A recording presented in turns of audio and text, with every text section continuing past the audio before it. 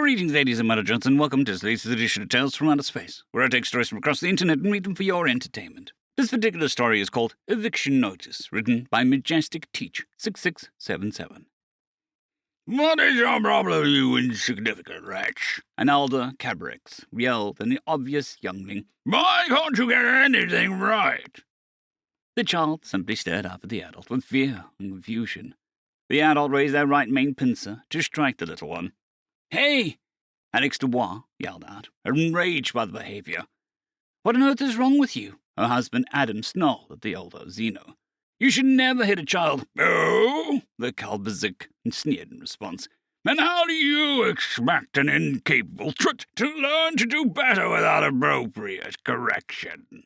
Hitting only teaches fear and loathing, Adam responded quickly. First, you show the child you care about them. When they understand that you love them, they will listen. Then you teach them using words, lessons, and... Well, since you seem to care so much for this useless kshek, why don't you take them and find out how useless your lessons are? The older Kalbazek cut in before Adam could finish his sentence. The uncaring older being gave them the child with a harsh shove in the direction of the humans. It whirled around, got into a ground transport park close by, and drove off. The humans looked stunned. Did that just happen? Alexis asked dumbly. Did a parent really just abandon their child? Adam simply knelt down, picked up the child, and hugged him to his chest gently. I'm sorry that happened to you, little one, he said in a soothing tone. We'll go into the authorities and get this sorted out. Hopefully we can prevent anything like this ever happening to you again. What's your name? Alexis asked gently. Chloral, the tiny voice answered. Chloral, don't you worry, she said firmly. We'll get this sorted out soon. And this is when they encountered their next shock with local culture. The district enforcement officer had said, with irritation, that thing is clearly an outcast now. No clan in its right mind will want it back. Release the girl to the streets where it belongs, and it'll learn to live like a proper Kalbaxic, or die and stop wasting valuable resources. There would be no returning the child, and no justice for the abandonment. Not even a government-operated orphanage was available to take in and care for outcasts. Only recently introduced to this planet, humanity was already a bit sour on the Kalbrazik due to their aggressive and warmongering demeanor. Incidents like this did them no favors. They quickly got on a short list to be taught the basic concepts of sapient rights, but that would take time and likely a war or two given their preference towards physical violence over reasonable discussion. And in this moment, it did nothing to assist the now homeless orphan. Adam and Alexis looked at each other. Well, we were discussing adopting or having a child, Adam started slowly. Shush, and hand over our daughter, Alexis said, simply while holding out her hands. Look up where we can find the appropriate food and medical supplies for her. I'll handle the important questions. Turning her attention to Chloral, she smiled and began her interrogating to discover the necessities. What's your favorite color? Alexis asked as the twinkle in her eye. Green, the child answered hesitantly. That's wonderful, Alexis exclaimed. We'll find you some green blankets to snuggle in at night. And now a very important question. What's your favorite food? Baka, their daughter answered brightly. I have no idea what that is, Alexis replied with wonder. Let's go find some so that you can introduce me to this yummy food. Gloral's eyes brightened as her new parents made their way to the local market. In the coming years, Alexis and Adam discovered why Gloral's clan had outcast her. She wasn't a fighter and shied away from physical violence. More intellectual, her mind wasn't that of an accountant or a mathematician where there was a clear right or wrong answer that you can fight for and prove. Gloral's head lived in the clouds, creative and inquisitive, philosophical, not absolute, definitely not compatible with existing Kalbazik society.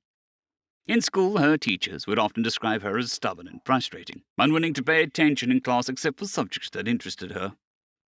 In a nutshell, as a child, Chloral was entirely normal. Her parents had some unique challenges, such as helping her deal with the occasional discrimination due to her race being very much in disfavor with humanity. Sourcing food could be a little difficult as some of the very things she needed to be healthy were toxic to humans. But overall, humanity did what humanity does best. It claimed an orphan and let Chloral grow into an educated and well-adjusted adult. Just the day before, her parents and friends cheered proudly as she received her certificate in arts and marketing. Not only that, but she also had a job offer from a local firm to do graphic design and create catchy jingles from small businesses. It wasn't her dream job, but it looked like a good start. a place where she could learn to begin a successful career. In all, she counted herself lucky to have been cast out when Mom and Dad happened to be walking by. Still in a glow of accomplishment and fond of remembrance the celebration dinner last night, she had thrown off her forest green comforter. After getting out of bed, she put on a Hushar t-shirt to go with her grey sweatpants. The cartoon of the furry pink space dinosaur had been a favourite growing up. As a joke, at last night's dinner, her mother had given her a new Hushar stuffy, holding a sign with her famous tagline of, "I didn't do it." But Laurel had done it, and she had the certificate with the honours to prove it. She gave the stuffed animal a grin as they stepped out of the room and walked down the hall to join her parents for a late breakfast. She entered the kitchen and went over to the coffee pot, pouring a small mug of black coffee. She smiled at her parents as she gave the hot liquid a deep sniff. Caffeine had no effect on her kind, but the bitter flavour was pleasurable. As a result, they always drank a cup of coffee together in the morning. It was a ritual that had helped them bond as a family, and each morning be reminded that no matter how angry they might be with one another, they were still a family and would drink coffee together. Little was said as they sat together and shared small smiles, all of them just enjoying drinking coffee and eating breakfast together. Finally, they came to the end of their meal and Glora swallowed her last swig of coffee. Before she could stand up to clear her dishes, her father held a hand to stop her. "Laurel," Dad said with a surprising amount of seriousness, "we have something that we need to discuss with you."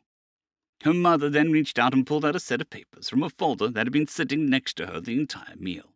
Actual papers, which looked very official. With concern and confusion, she put out her left main pincer to accept the papers from her mother, who was offering them with a pleasant smile. Laura looked down at the stack and her brain froze with shock and fear at the title on the first page.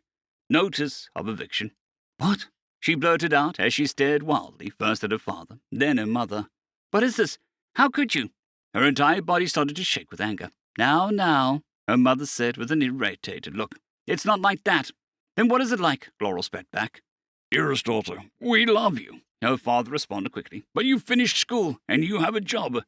It's time to move out." "Exactly," Mom said with gusto. "You're an adult, and this is an important rite of passage. Time to find your own place to live and make your own way in the galaxy, and hopefully meet someone special to settle down with. We'd love to spoil some grandkids." "But, what if I run into trouble?" Laura mumbled, still in shock. Her father looked at her as if she was an idiot. "If something goes wrong, you call home," he said sternly. "We're your parents, and we'll always love and support you," Mom said while nodding in agreement. "You get hit with an unexpected bill or something else goes wrong, you call us first. And if things are really bad, you can come home and stay with us until you're back on your feet." "But unless things go sideways, go forth, begin adulting," Dad said with genuine enthusiasm, before his tone became serious. "Just to be clear, you have until the end of next month to find a new place to live. This is just legally enforceable eviction notice." Laurel just stared at her parents. She was speechless. Humans were staunch defenders of sapient rights, the best parents in the galaxy, and, as she now learned, they are also true masters of the fine art of, "We love you, but get the fuck out."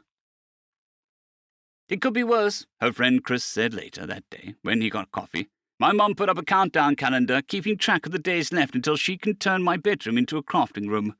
Want to be roommates?" This introduced Gorel to another human rite of passage, finding a polite way to say, "I love you, but you couldn't pay me enough to live with you."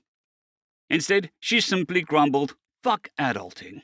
Chris nodded firmly in agreement. End of story.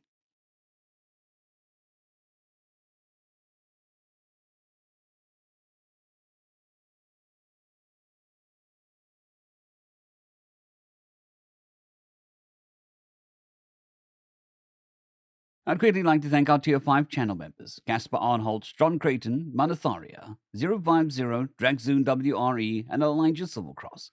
Thank you very much.